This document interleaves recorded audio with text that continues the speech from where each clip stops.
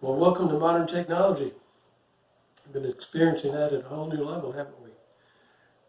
I wanted to come to you this afternoon just because we haven't been able to be together, and I wanted to share a couple of things that might encourage you as we think about Good Friday. Maybe you've heard of him. There's a traditional spiritual that goes like this. He goes, "Were you there? Were you there when they nailed him to the cross?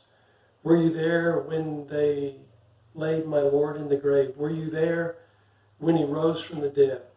And it made me think, when I think about all the events that went on in this Passion Week, especially Maundy, Thursday, and leading to Good Friday, I think, what would it have been like to be there? Can you imagine that?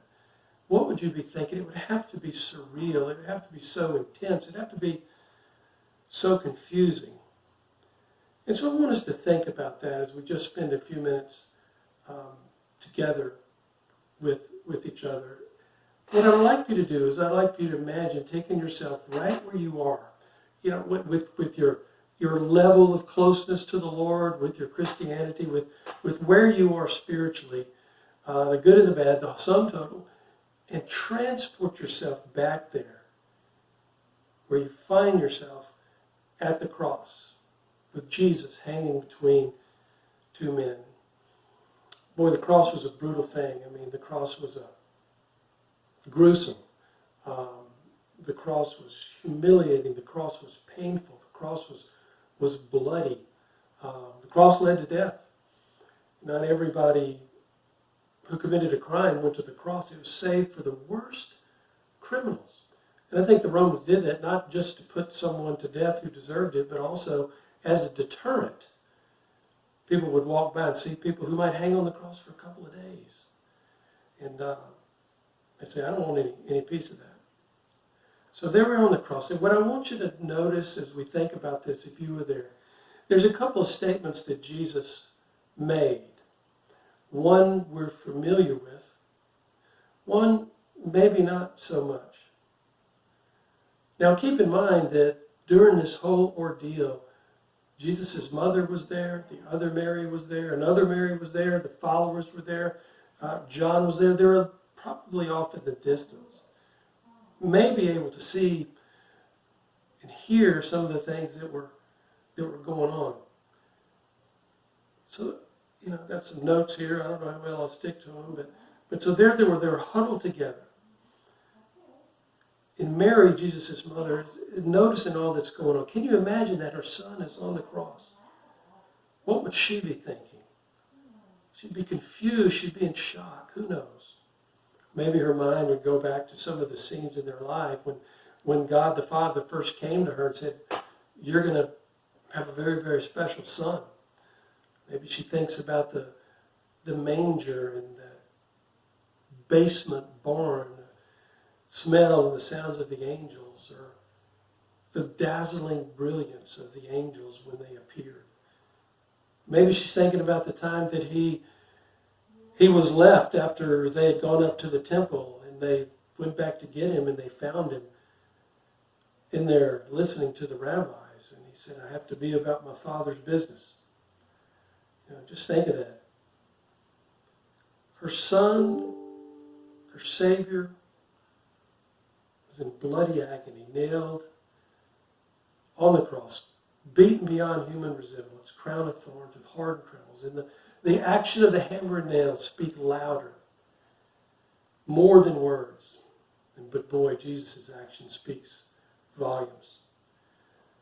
Now, there's a conversation between Jesus and the thieves, and one of them was saying, "You think you're so special? Why don't you just save yourself?" Kind of mocking him. But the other one, looking at Jesus and going, "We deserve to die, but you really don't. You don't deserve to die. Jesus, do something for me." And Jesus, no doubt, looked him in the eye and he said, "Today, you will be with me in paradise." What a response to a request. Then the soldiers were gambling for his garments. While that was going on, his followers, including his mother, probably got the courage to come closer to where they could see Jesus and Jesus could see them. As they looked up, his eyes looked down And he saw their familiar faces. And then John, who was there, records it. He's the writer of the Gospel of John. And I'm going to read out of John chapter 19. It says, near the cross of Jesus stood his mother's sister, Mary, the wife of Clopas, and Mary Magdalene. You know the word Mary means bittersweet. What a bittersweet time this was. And it says that when Jesus saw his mother there and the disciples whom he loved, the disciple that he loved was John, he always referred to himself in that way, standing nearby. And Jesus said to his mother, he said, dear woman, here is your son. And then he said to John, here is your mother. And then the passage says that from that time on, the disciples took her into his home. Jesus, in a moment of agony, hours at the most from his death, had the presence of mind not only to take care of this thief, but to take care of his mother. And I think these two instances on the cross, at least for me, if I'm there, it make me think of two things. On one hand, there's the thief on the cross, and then on the other hand is his mother. Both of them. One of them made a request to Jesus, then Jesus made a request. Both were on the continuum of salvation. We fall somewhere in there too. But I think what's comforting to me is even in the end of his life, in the midst of all that heartache and the pain they'll never know, is that he decided, he made the decision to take care of those people.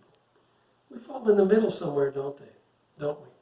And I think what this tells me, and maybe what it encourages with this, is that if he can take care of them, and we fall somewhere in the middle, maybe closer to the thief, maybe closer to his mother, certainly he'll take care of us. Maybe we were somehow in his mind when he was at the cross. It makes me think of a verse, and I'll close with this. The writer of the Hebrews, he said this. Jesus said, I will never leave you nor forsake you. I think we can find rest and we can find comfort in his promise.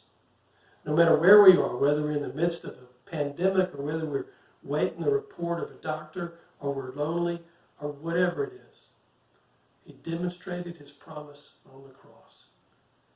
And we're blessed because of it. That's all. I hope that really maybe resonates some way with you.